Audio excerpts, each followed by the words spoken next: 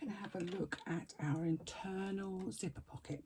So for this piece, you're going to need your 2 zipper pocket lining panels. Both have been interfaced with woven fusible interfacing. You're going to need your number 3 zipper. Now I'm using continuous zipper, but if you're using an ordinary zipper, I think, off the top of my head, and I'm sorry if I've completely forgotten this, I think you need your zipper to be at least 8 inches long, if not a little longer, because the aperture is 8 inches long. So if you're using a ready-made zipper, 8 inches or longer, which you can cut down. If you're using continuous zipper like I am, and I've just literally chopped a piece off, actually this is about 9.5 inches. It doesn't really matter, but as long as it's more than 8 inches. Then you'll have your zipper facing panel, which has been interfaced with a non-woven interfacing. Now, the reason we use a non-woven interfacing is because one of my lovely testers suggested I tried it a long time ago and said, have you tried doing your facing with a non-woven interfacing? And I was like, nope. I tried it. She was right. It's much, much nicer. It gives a much crisper finish. If you haven't got non-woven interfacing, don't worry, use woven. It's not a deal breaker. It's just I prefer the non-woven. So we're going to start with making the marks on the back of our facing panel. So on the wrong side of our facing panel, we're going to make a mark that is 1 inch from either side. So your panel is 2 inches wide. So basically what we're creating is that wasn't very good, well done, is a central line. So it goes from one end to the other. Then we're going to make a mark that is 1/8 of an inch above, and then another that is 1/8 of an inch below that central line that we've just created.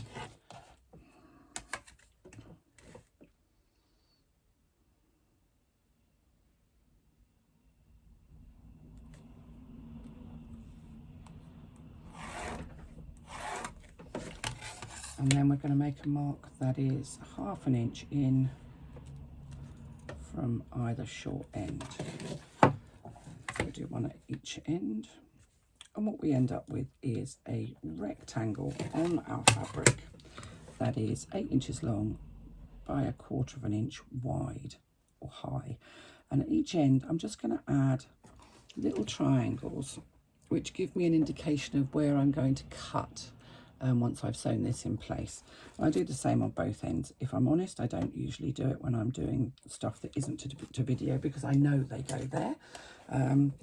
But they need to be approximately 1/2 inch, 3/4 of an inch from the end 1/2 inch mark you made to that sort of center line. So this measurement here is approximately 1/2 inch to 3/4 of an inch. Again, not very exact, because that's really just not what it is. So taking your lining panel where you have already fixed your slip pocket, we are going to position, well, first of all, we're going to fold it in half, because that way we've got the center mark.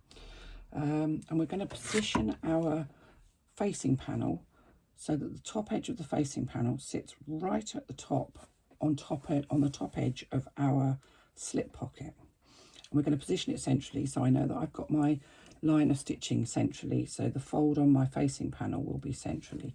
Again, if you want to pin that down, you can do. I'm not going to. But I'm going to stitch now along both of the long sides of that rectangle that we created. I'm going to be very careful to start right in the corner and finish right in the corner. I'm going to back stitch a couple of stitches at the beginning and the end. I'm not going to stitch the short ends, just the long sides. And often I'll lift my foot and just drop my needle down to make sure that it's right in the corner. Because I don't want this to be a wonky looking rectangle. I want it to be a nice rectangle.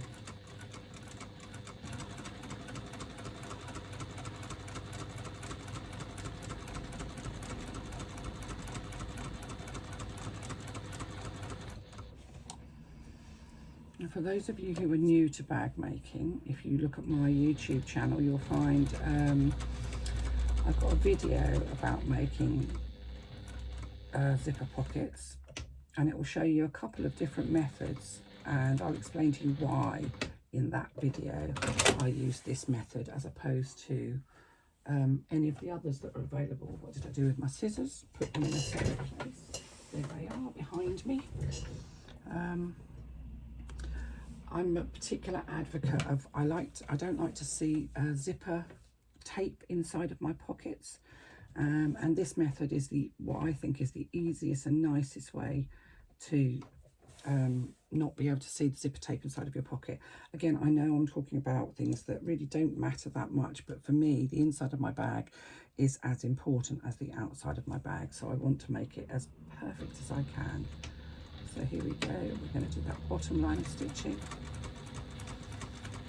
Try and stay on the line that you drew, because you don't want a huge zipper aperture here. We're using a number 3 zipper inside of here, and a number 3 zipper, the teeth are only 3mm across, and I don't really want to see masses and masses of the zipper tape. I only want to see the teeth, so I'm making a relatively small hole.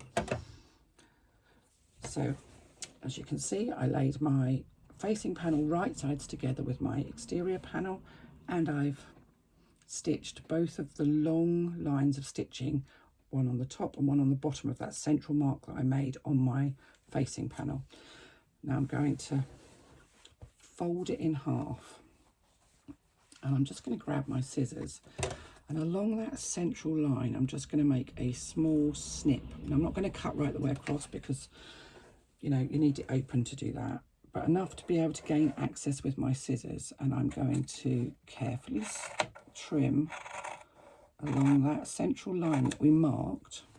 When I get to that triangle, I'm going to go out towards my stitching, but I'm not going to actually cut into my stitching. You must be very careful that you don't cut into your stitching and you don't go outside of your rectangle. A little bit of patience required to do this, really. And some people find it easier with smaller scissors. Personally, I feel more in control with a big pair, but I think it's a personal preference thing. So I'm just going to grab my pressing mat, because I'm going to need that next. Now what I'm going to tell you to do next isn't actually in the pattern, but it's something that I generally do, is I've got my pressing mat, so I'm just going to fold my facing so that it's literally, I'm just opening up that area where I stitched, and I'm just going to press that. This will help when we turn it through, most specifically because actually this non-woven interfacing that I'm using is actually quite thick. I didn't have any medium, so this is I think you'd probably call it a medium to heavyweight.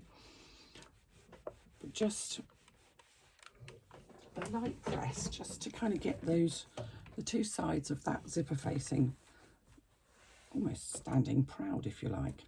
Now I'm going to turn this around so you can kind of see it at the angle that it should be seen, but it means I'm doing it sideways on, so you'll forgive me if I get a bit cack-handed. I like to take the ends and poke them through the central aperture that we've made.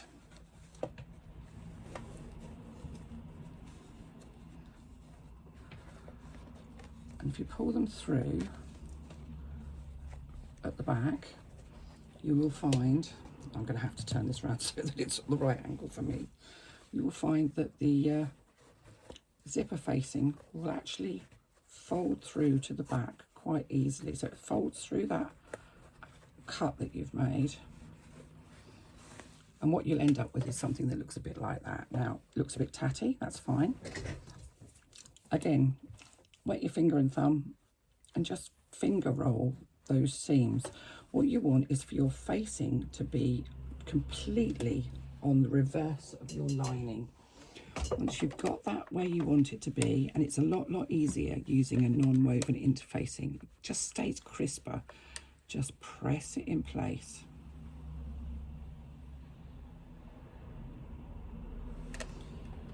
That's one side. I'm going to do the bottom edge now if I can get hold of it. Again, just rolling that seam between my fingers.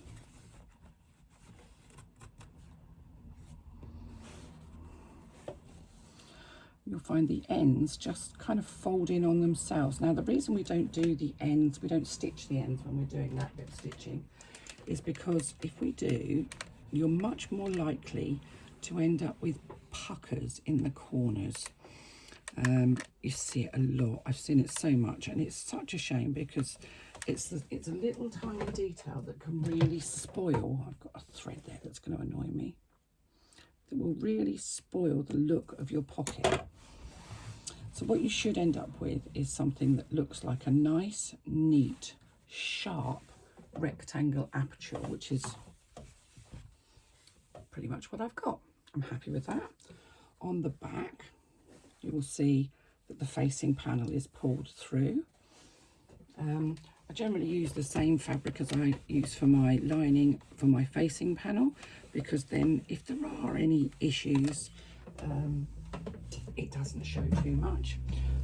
You may end up with puckering in the corners on your facing panel on the reverse, and that's fine because nobody's going to see it, but you won't have puckers on the right side. If you take your time and you're really careful, you will end up with a nice rectangular aperture.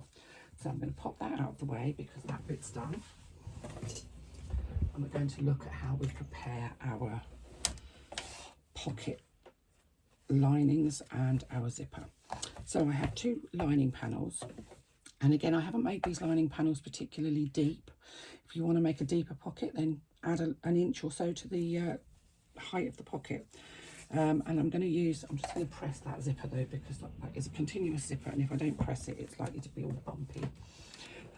I generally press zippers, and especially continuous zippers, because they do tend to come rolled up. And I find that if I press a zipper before I use it, less likely to end up with a wobbly or a bumpy looking zipper in my pocket. The other thing to do is always to test that your zippers open and close, because I have made a pocket before now and then realised that my zipper doesn't work, and that's very annoying. So take one of your lining panels and lay your zipper right side up along the top edge of your lining panel.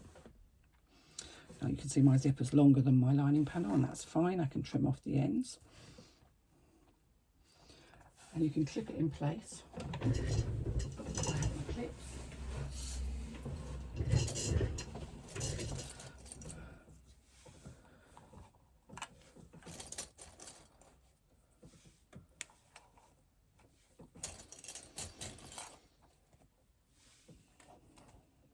Use as many clips or as few clips as you feel comfortable with. And then we're going to stitch along the edge of the zipper using a scant 1/4 inch seam allowance. Now a scant 1/4 inch is just less than a 1/4 inch. When we get to where that zipper pull is, we're going to raise our foot with our needle still in the fabric and just move the zipper pull so that it's out of the way.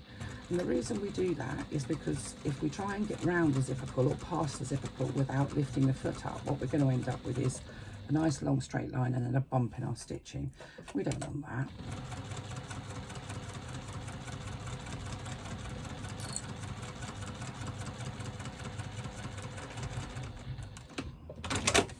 There we go, all secure.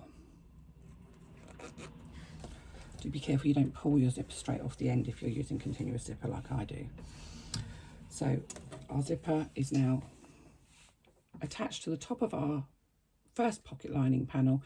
The pocket lining panel is right side up, the zipper is right side up, and the pull is on the top. So they are literally sitting one on top of the other. We're going to take our second lining panel, and with our first lining panel, we're going to kind of pull that zipper out from the top. I've got a bit of interfacing there that's caught in my stitching. Let's get rid of it. I'm going to pull that zipper out from the top of my first lining panel, and I'm going to basically do exactly the same thing again. So I'm going to lay my zipper along the top edge of my second lining panel. And I'm going to clip it in place. What we need to make sure is that the two lining panels are lined up at the edges. Now, they won't be matching at the bottom, but they should be matching at the sides. And then we're going to do the same thing again. We're going to stitch in place using a scant 1/4 inch seam allowance.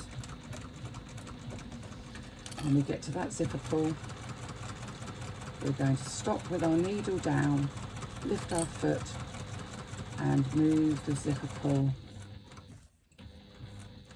So stopping, needles in, lifting my foot, move the zipper pull so that it's behind the foot so that we don't get a bump in our stitching.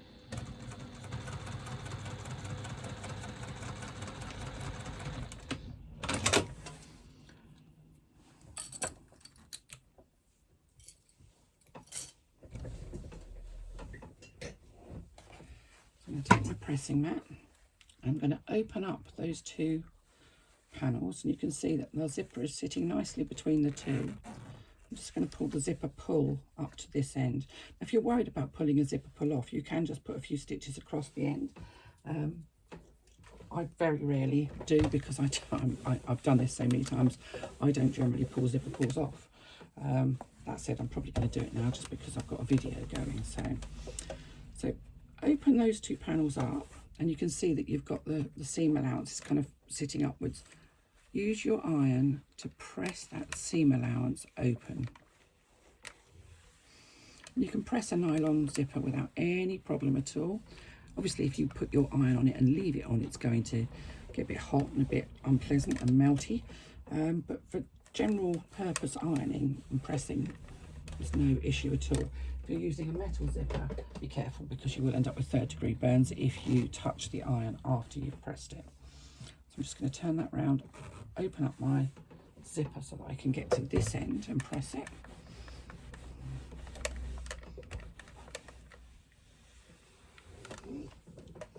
There we go. Right, I'm just going to find my zipper foot, because that's what I need next. She says 1 foot of the zipper.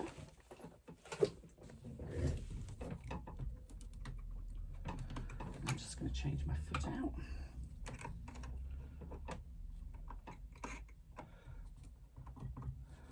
And my Juki comes with an adjustable zipper foot. It's not my favourite thing, I have to be said,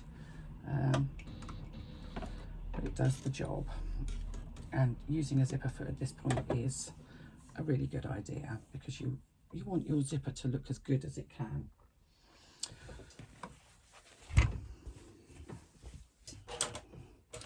So I'm going to lay my pocket linings on the table with the pocket back, with the wrong side of the pocket linings facing upwards, and my zipper pull closing to the left hand side. Now I'm right-handed, so that's the right way for me to have my zipper. If you're left-handed, turn it round so that the zipper pull closes to the right side. It's personal preference. Take your exterior that you've made your lovely zipper aperture in and lay it right sides up over the top of your zipper. Now, a lot of people like to use a little bit of double-sided tape along the side of the zipper to secure this in place. Some people like to put a little spot of glue along the side of the zipper to secure this in place. Some people like to pin, and you can do any of those, whichever suits you best. I don't do either. You can pop a pin through the top and through the bottom to hold this in place. All I do is, once I've got it where I want it, and I want my zipper teeth to be centrally within that aperture, and my pocket linings to be centrally, and you can see here that they sit centrally here, so you can see that they're equidistant from this side to this side, so I know that my pocket linings are all central. And then I stitch. I don't pin it, I don't glue it, I don't do anything.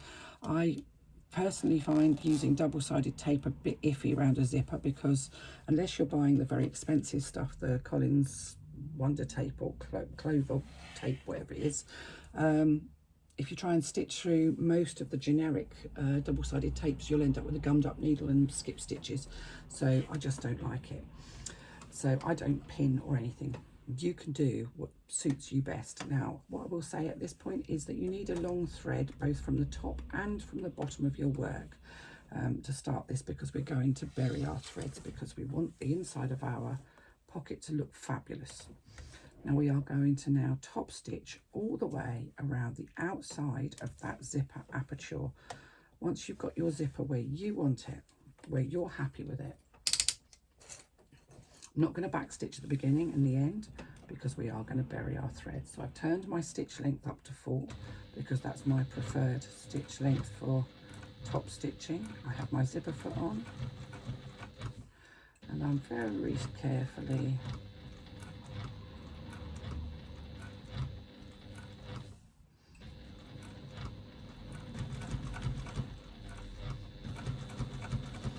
going to top stitch 1/8 of an inch away from the edge all the way around the zipper, including those short ends. Now go slowly when you turn, come down and go slowly, because you will be going through the zipper. You hear it crunch as it goes through the zipper teeth. Your needle should quite easily slip between those zipper teeth. But do go slowly, because there are occasions sometimes when it just doesn't happen as easily. So if you go slowly, then you've got more control. If you go like the demon and your needle breaks, you'll frighten the bejesus out yourself.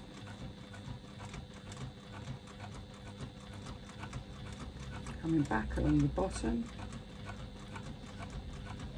I'm just literally using my fingers to hold everything in place. If I feel that it needs wibbling about a little bit, then I will do. And by not gluing it or sticking it, it does allow me to make small adjustments as and when I need to. And I'm just going to move my zipper pull out of the way again.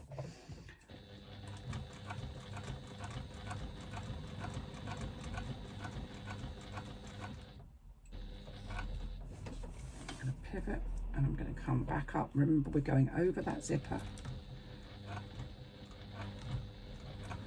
See, that's went straight through without any crunchy noises that time. And I want to come back to where I started my stitching and try and land in the same hole as I started my stitching. Once I've done that, I'm going to lift my needle. I'm going to pull my work out from underneath the needle, and I'm going to trim so that I've got long threads on both the top and the bottom. Now I'm going to take my self-threading needle, which these are my favourite things. You can use an ordinary needle, but I can't see to thread an ordinary needle very well, so I tend to use self-threading needles. And both of those threads from the top, from where I started and where I finished, I've threaded through my needle, and I'm going to take them to the back of my work. I'm going to turn my work over, and I'm going to take both of those threads from the bobbin, from the start and the finish of my work, and I'm going to tie the top threads with the bottom threads. Now, this is a quilting technique that I just use all the time in bag making as well, because I do think that we spend too much time back stitching, and back stitches just don't look attractive.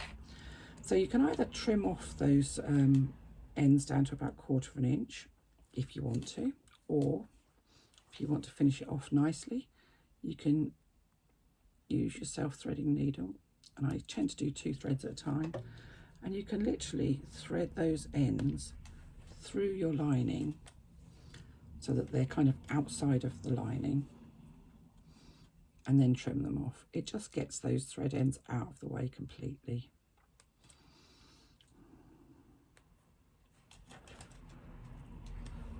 Nobody's going to see them there. They're quite safe, and I just trim them off. So there we have it. So now we have our zipper. It's all fully installed.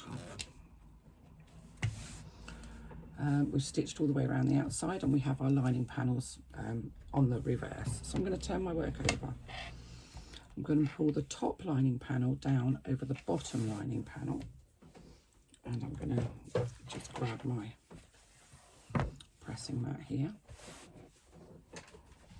I'm just going to give it a wee press, because And they should sit nicely one on top of the other, and they do, which is a blessing, otherwise I'd look really silly.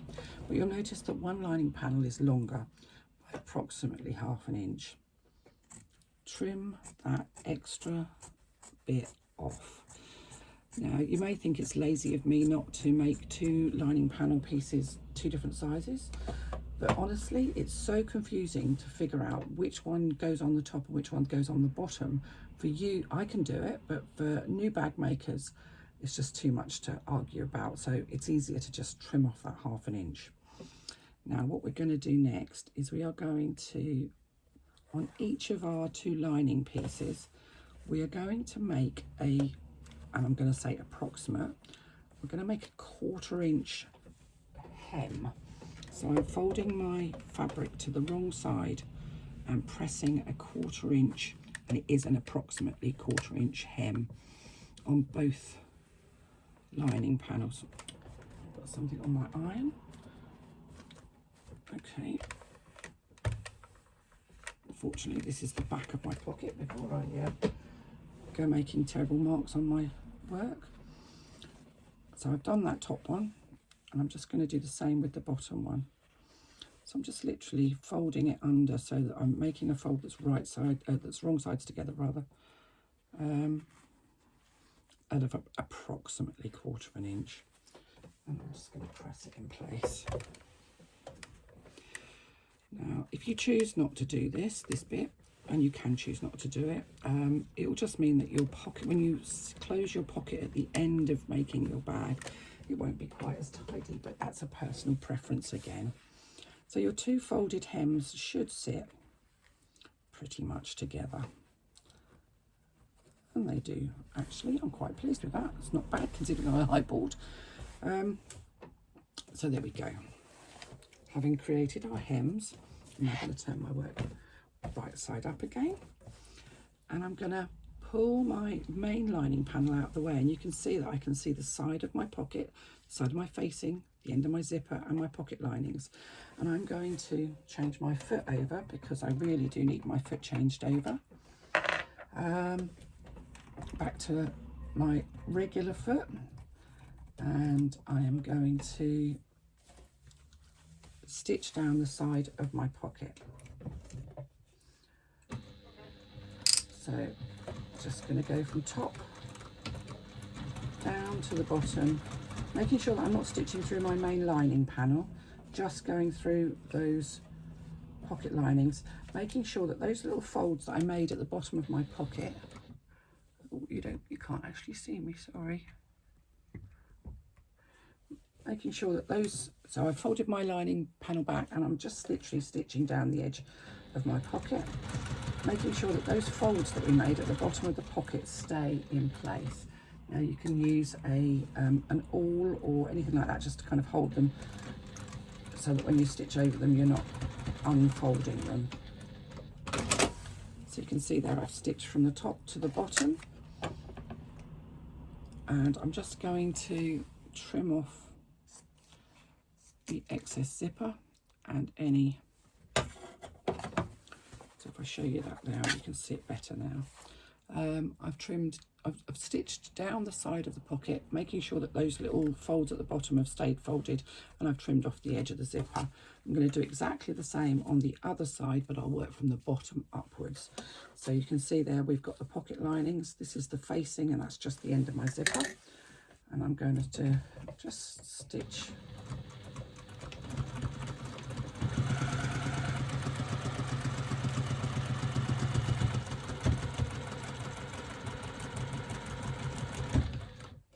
through all of that, trimming off any excess zipper that we've got. And what that leaves us with is a pocket that is fully enclosed, but it's got a big hole in the bottom. So when we look inside of our pocket, we don't have any exposed zipper tape. It's all beautifully neat and tidy. And that's our internal pocket completed. So I will come back to you and we'll start with looking at how we construct our bag. How exciting.